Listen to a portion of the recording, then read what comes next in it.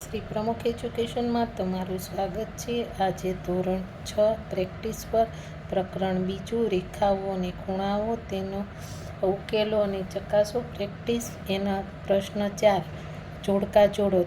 એમાં આપણે અ અને બ આપેલા છે, બરાબર છે। તો સરળ ખૂણ માટે તો કે સી, આટાના અડધા। પછી કાટકોણ તો કે ડી, લઘુકોણ માટે તો કે એ, ગુરુકોણ તો કે ઈ, અને પ્રતિબિંબ કોણ તો કે બી।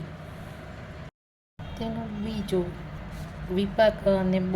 તો આમાં સામાન્ય શિરોબિંદુ ધરાવતા બે કિરણો તો કે ડી, બંને બાજુ અનંત સુધી પ્રસરેલી તો કે ઈ, બે બિંદુઓ વચ્ચેનું સૌથી ટૂંકું અંતર તો કે એ, એક દિશા તરફ અનંત સુધી પસરેલી તો કે સી, લંબાઈ, પહોળાઈ કે ઊંચાઈ વગર માત્ર સ્થાન દર્શાવે તો કે બી, બિંદુ છે એ દર્શાવે।